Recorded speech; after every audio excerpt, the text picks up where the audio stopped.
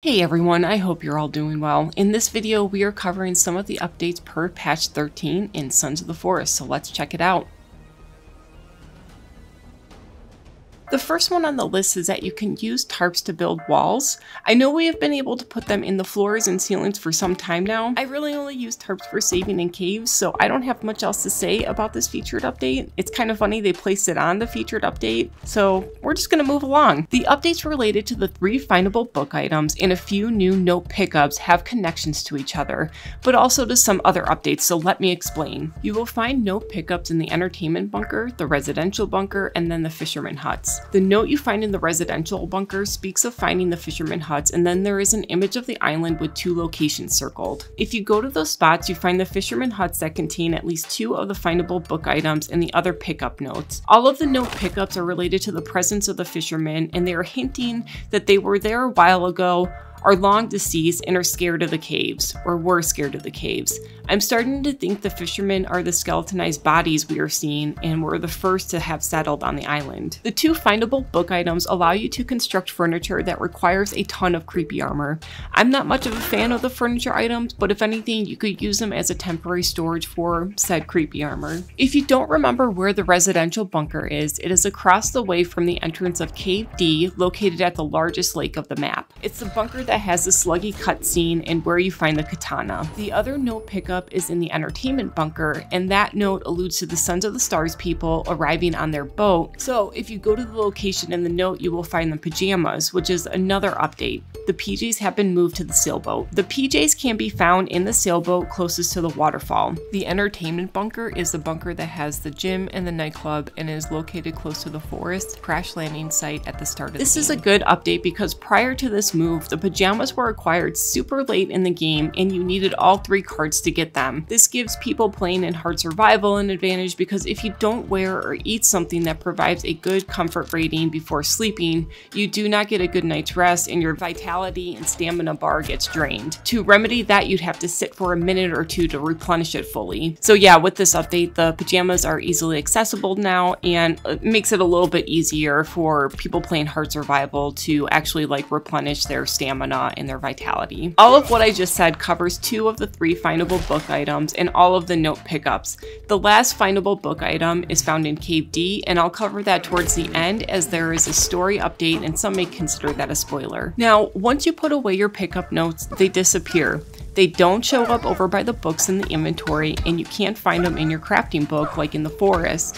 When I picked up the note with the 2 locations, I took a screenshot of the note because I knew I would never see that note ever again. So you can't reference the notes ever after you pick them up. Endnight really needs to make it possible for us to reference these notes after picking them up, but they are going to be hinting to us where you can find certain items within them. I'm just saying this as a criticism and something that should be updated in the future. The findable book items go into your crafting book, and if you open up your crafting book, you'll notice some changes to the look of the book with this update. The emblem on the tabs have changed, so they are gray. Page numbers for each category will toggle out, so you can flip through the page numbers related to the tab, or you can just flip through the old-fashioned way. I'm indifferent to this update because typically, once I've grown accustomed to using something one way, I will continue to use it that way despite any kind of update, but we'll see if that might change. The rest of the featured updates will be at the end of the video, minus the new cannibal and the round table. I'm doing that because I think it's easier to discuss some of the more minor featured updates and how they relate to the Cave D rework and the extension to Cave B. And again, I'm putting those at the end because of the potential spoilers. The new cannibal is Henry. He seems to be the successor of the OG skin-faced cannibal from the forest. In the forest, the skin-faced cannibal was pretty aggressive, and it's the same case with Henry. His details just look so much better. What's interesting is that he will wear armor, so you can't always tell it is him underneath the armor until it gets hit off. Then we have the round table, which basically looks like a giant round poker table. It requires a few more resources than the rectangular table, and Endnight did not allow items to go on tables in the forest, except I sort of remember being able to put lamps on the tables, but it would be nice if there would be some sort of storage on these, even if it was like it really brings the room together. So this is what the table looks like. It's much bigger, requires more resources. You do you. If you want the rectangular table or the round table in your living room, choose whatever fits you best. Now I'm going to cover the improvements, balances, and fixes. Items in the inventory will not wobble for a moment when it is open. I think this update is subtle, but it works. Some items still render late upon opening, but I think this blends the rendering a little bit better and it's less noticeable. So it's a small change, but it's kind of one of those details that just makes the game a little bit better. There were also a few improvements to the look of things, which include the entertainment bunker lighting, details in the fishing huts, and Solafite texture details. All the improvements are kind of subtle, but since I have fairly recent recordings of these updates that are fairly easy to find, I'm putting them in. Also with this update, Solafite is now placed within the fisherman huts, so you no longer have to go into caves to get Solafite. And also the Solafite in the fisherman huts are in pieces, so it's not actually something that you need your pickaxe in order to acquire. It's just like loose standing loot like anything else. Another improvement includes reworking the item plating structure so that you do not have to use the grab bag. So like how you use C to load things in storage items, that's what this update is. You use C to load up the electroplating device. Also related to the plating device, item plating structure can now be destroyed if attacked. And I'd say it kind of sucks when this device gets destroyed, especially if you're playing hard survival, because I lost all of the stones, one turtle shell, and the battery. It was just kind of a lot, and it mostly sucks because you need the turtle shells, and turtle spawn is pretty low on hard survival, and if you have this electroplating device located kind of in the middle of the forest and you have to travel all the way to the beach to get turtle shells, unless you have some in storage. So that's the only real reason why I think it kind of sucks when you lose some of the materials for constructing the device as a result of the attack. Also, there was a fix of common causes of eagle or ducks flying on the ground. I still managed to capture one of the instances where the eagle flew through the ground, so it can still happen. But anyways, another part of this update related to birds says feather bursts tinted to match different colored birds. I don't think I'm really able to capture the tinting because this footage was shot in the evening, and to be frank, I captured this before I even knew that this was part of the update. Kelvin can also fetch spears. It's a command in his notebook now. Hey, if Kelvin is able to get arrows, he should be able to get spears too. I've been running low on duct tape lately, so having Kelvin get spears after an attack from Eddie or me just tossing them around is a more efficient way to save on resources. So I'm all for this update here, but I don't really have much to say outside of just that. Also related to Kelvin, another update was that Kelvin will not cut down the arbutus trees. Basically, this tree does not provide logs when it's cut down, it just falls apart. However, Kelvin would identify it as a tree, and then his AI brain would get caught up in an infinite loop of trying to find logs from a tree that won't produce logs. And just to give a little background, the developers of this game are from Canada, specifically Vancouver, and this tree is quite common out there, so in case you're wondering, it's like they're just throwing in some local flair to the game. Hey, if you've made it this far in the video and want to hear more from me, please consider subscribing or boop that like button, as it really helps people find me. Alright, let's get back to it. This update also added left-handed item support when using the log sled, so you can pull out your GPS or your light when using the log sled. I sincerely always thought this was a thing and cannot recall not being able to do this when I was utilizing the log sled building my bases. I literally have a log sled at all of my base locations, and I really thought this was always possible. Next up is probably an unpopular update, and that is that regular puffies can no longer be skinned for creepy armor, but John 2 will give 2 pieces of creepy armor. This is definitely a hard update to accept because puffies are so common and easy that they provide the vast majority of my creepy armor. It's going to make the caves much harder. The armor situation in general is pretty frustrating because the enemies will knock off like 2 or 3 pieces of armor with one hit, so you can get yourself an armor deficit pretty easily, depending on the fight. John 2 isn't nearly as common, so the increase in the armor you get from him is not really balanced out by the puffies not providing armor anymore. The only thing I could say as a form of reassurance is that the tech armor is a step above the creepy armor, so stock up on that more before heading into a cave. You don't have to fight an enemy to get any, you just need printer ink. And if you need to know where to print the tech armor, watch my video on where to find the 3D printer. I'll leave a link to that down below. John 2 will not phase through the walls anymore.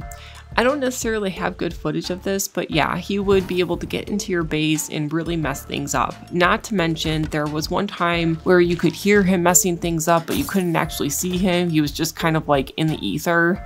He will also trigger the mace and the radio traps. They fixed him not being able to trigger traps a couple of updates ago, so this is just adding to the rest of the traps that he's able to trigger. You can no longer parry helicopter or body slams by the end boss. Yes, you were able to do this, and someone on the Sons of the Forest subreddit posted about this about a month ago. This is some of the footage from that post, and I'll leave the link to the post down below in the description box in case you want to watch the full thing. Either way, you can't do that anymore. You can now jump while riding the Night Bee and holding a structure. So I guess this is good if you're moving things around. I rode around and tested what happens if you fall. Luckily, your structure doesn't break into pieces if you fall. Instead, you hang on to it so you can place it down after you get up. You have to be on the Night Bee to pick up the structure. You can't hold on to the structure and then get on the Night Bee. Some other improvements and fixes that I don't really have footage of or anything significant to say about them are as follows. Player is more easily knocked down when hit with the golf cart. Improvements in Cave A detailing. Wall torch now has a fixed orientation, so this fixes edge cases where the slight tilt causes it to be visually not touching the supporting structure and not be linked to destruction. Fixed Kelvin notepad icon left active when other players start interacting with him. Fixed flashlight not matching the aim of revolver or pistol when the aiming down sights and not matching the rope gun aim. Fixed issue causing ragdolls to sometimes have distorted poses, especially at the neck joint. Fixed issues if player is already wearing gold armor and it is then forced on them from the gold room or Haldor cutscene. It would be permanently visually stuck. Fixed issue with players never losing their warmth status after stashing their lit held torch. Fixing offset colliders on the crossbow when it is on the crafty map. Fixed GPS icons on the edges of the tracker not staying upright. Fixed Puffies not waking up when you hit them. Cannibals will no longer place effigies overnight in peaceful mode. 2 new magazine prop items. And lastly, they disabled the torch block since it didn't block any damage, so that kind of sucks. I didn't really use my torch too much anyway, but it does seem like it should have some kind of block capability to it. Next, I'll be getting into the updates related to Cave D and B, but let's start with Cave D first. Cave D is a cave where you get the golden armor, the rifle, and the night vision goggles.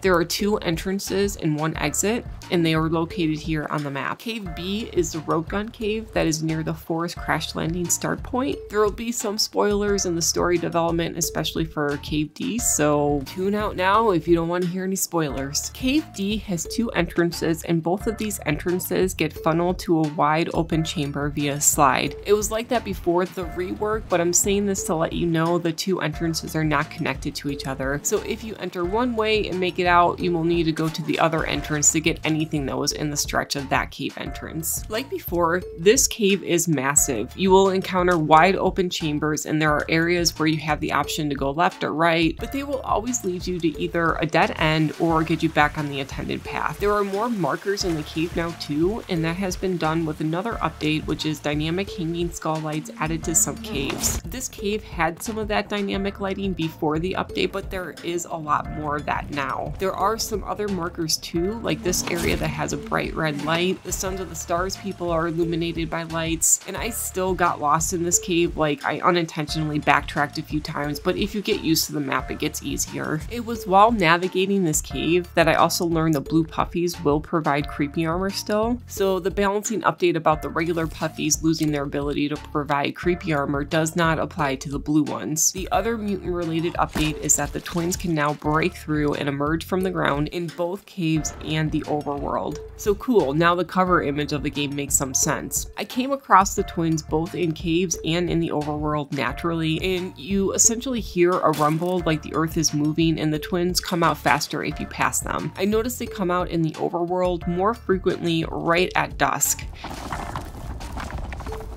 I think this is a neat little feature, but aside from this, nothing else changes as far as combat goes. The chamber that had the golden armor changed pretty significantly. Again, this is the heart of the story spoiler. After a long dive, you surface to the chamber and you find some demons, like always. You see the dead spacemen, and nothing seems amiss until you turn the corner. Now the spacesuits are making a little bit more sense.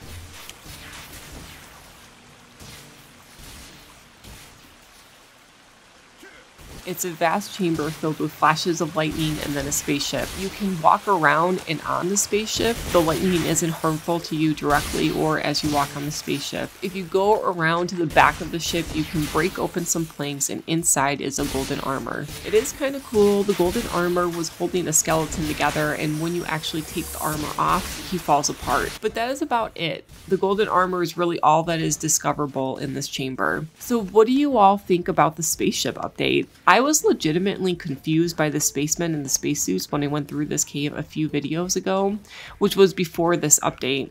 It was a part of the story I didn't get, but it seems like the story is developing into something sci-fi with extraterrestrial elements to it. Solafite seems to have come from space at least.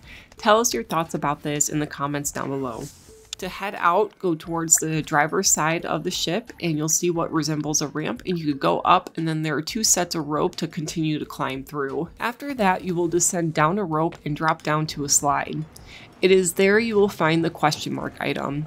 You just follow this ascending ramp all the way to the end where there is a Solafite gazebo, basically. If you head back down, the 3rd findable book item is barricaded with planks directly underneath the rocks, propping the gazebo up that contains the question mark item. This findable book item is a trap, and I think they are calling it the Uber trap. It works okay on Puffies, like they explode into chunks immediately, but tougher enemies will not die from this. It's kind of like the fly swatter trap, like it brings the fingers to their knees and just temporarily disables them. Regardless, I like that they're making more use of bones. Although since the regular Puffies will not provide creepy armor anymore, I feel like I will be making bone armor more frequently. So now there's a ton of reasons to be stocking up on additional bones. Okay, so I'm ready to move on to the Cave B extension. Again, Cave B is a rope gun cave located near the forest crash landing site. The extension is in the first chamber, but it's in a sneaky place and it is not lit with any lights or anything like that. It's totally hiding. It's located along the right side of the wall at the base of the elevated rock ledge. There you will find a rope to go down, and you'll want to go in the direction towards the cave's entrance. A short walk later are some wobbling planks, and again you'll find a Solafite gazebo containing the question mark item. That's really it for the Cave B extension, so let's talk about the question mark items. There are 4 pieces as of right now, and it looks like they will eventually make a single craftable item. What the item will do once it's crafted is still totally up in the air, but do you have any thoughts? I'm wondering if it'll be a power source, or maybe it'll be able to control the cube cycles or something. It is totally still too early to really jump to conclusions, but it is still fun to talk about. So if you have any theories, let us know down in the comments below. Alright, that's gonna do it for today, guys. Don't forget to subscribe or boop the like button if you want to hear more from me. My name is Heather, and thank you for letting me put my game on for you. We'll see you in the next one. Bye!